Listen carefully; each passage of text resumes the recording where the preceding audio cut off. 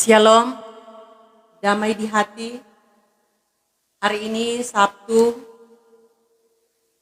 26 Maret tahun 2022 bersama saya Pendeta Rimelia Sumual STH dari Gedung Gereja Jemaat Gemim Sion Madidir Ure mengajak kepada Bapak Ibu Saudara sekalian untuk beribadah mengawali akan seluruh tugas aktivitas kita di sepanjang hari ini.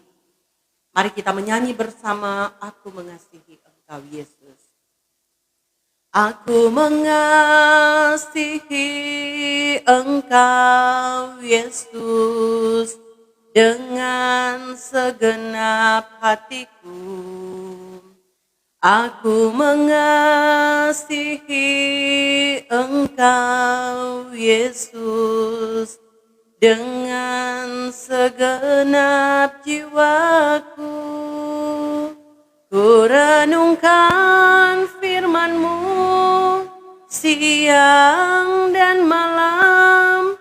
Ku pegang perintah-Mu dan ku lakukan. Engkau tahu ya Tuhan, tujuan hidupku hanyalah untuk menyenangkan hati-Mu. Mari berdoa. Di pagi yang indah ini ya Tuhan Allah, kami datang kepadamu menaikkan ucapan syukur limpah banyak terima kasih oleh karena berkat pertolongan-Mu lah, sehingga di malam hari yang telah kami lewati, kami sudah boleh dijaga, dipelihara oleh Tuhan, dan di pagi yang indah ini kami pun boleh dibangunkan dengan tubuh yang sehat dan diberkati. Mengawali akan seluruh tugas aktivitas di sepanjang hari ini, kami hendak beribadah kepadamu. Di dalamnya kami akan membaca merenungkan berita firman. Roh Kudus-Mu kiranya Ia akan memampukan kami untuk dapat memahami dan mengerti firman kebenaran yang akan kami baca dan renungkan bersama. Ampuni kami Tuhan dari setiap dosa dan kesalahan yang telah kami perbuat melawan kehendak-Mu, dan biarlah ibadah di pagi hari ini hanya boleh jadi di dalam nama Allah Bapa, Anak, dan Roh Kudus. Amin. Firman Tuhan di pagi hari ini terambil dalam Filemon pasalnya yang pertama ayat 20 hingga ayatnya yang ke-22. Filemon pasalnya yang pertama ayat 20 hingga ayatnya yang ke-22 bunyinya sebagai berikut. Ya saudaraku, semoga engkau berguna bagiku di dalam Tuhan. Hiburkanlah hatiku di dalam Kristus. Dengan percaya kepada ketaatan-Mu, kutuliskan ini kepadamu. Aku tahu lebih daripada permintaanku ini akan kau lakukan. Dalam pada itu bersedialah juga memberi tumpangan kepadaku, karena aku harap oleh doamu aku akan dikembalikan kepadamu. Bapak Ibu Saudaraku yang diberkati oleh Tuhan kita Yesus Kristus, ketulusan dalam menerima keberadaan orang lain adalah salah satu hal yang mendasar dalam kehidupan ini. Ketulusan tersebut muncul dari dalam lubuk hati yang paling dalam. Dengan ketulusan bisa membuat kita menerima segala sesuatu apa adanya. Orang yang benar-benar tulus biasanya tidak akan peduli dengan keadaan dirinya sendiri, tetapi dia akan peduli dengan keberadaan orang lain. Nah, dalam pembacaan firman Tuhan di saat ini kita dapat melihat. Nah, di sini Paulus telah meminta Filemon menerima Onesimus seolah-olah menerima dirinya. Namun ia sekali-kali tidak memanfaatkan hubungan yang ada untuk kepentingan ini. Nah, Paulus ingin agar di dalam menerima kembali Onesimus, Filemon melakukannya dengan tulus hati. Jadi bagi Paulus, ketulusan merupakan dasar yang paling utama dalam penerimaan satu dengan yang lain antar pribadi. Nah, Paulus sungguh yakin dan selalu berpikir baik tentang Filemon. Maka Paulus berharap ada penerimaan kembali yang tulus dari Filemon terhadap Onesimus. Nah, dari bagian firman Tuhan di saat ini, kita dapat melihat bahwa ketulusan mencerminkan jiwa seseorang yang berhati mulia.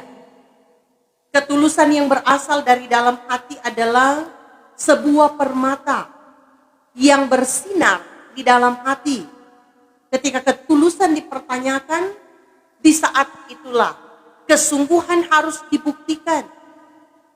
Bukan dengan ucapan, melainkan oleh tindakan. Saat ketulusan bersandar dalam jiwa, cinta dan kasih itu, pasti akan jauh lebih sempurna. Nah, untuk itulah dalam perjalanan iman dan kehidupan, maka seharusnya kita melakukan sesuatu dengan tulus, bukan karena terpaksa. Karena itulah hidup dalam ketulusan. Dan buat semua orang menyadari bahwa tanpa adanya ketulusan, maka hidup tidak akan indah dan akan penuh dengan paksaan. Nah, oleh karena itu sebagai orang beriman yang hidup di masa kini, kita pun diajak untuk selalu hidup di dalam kasih.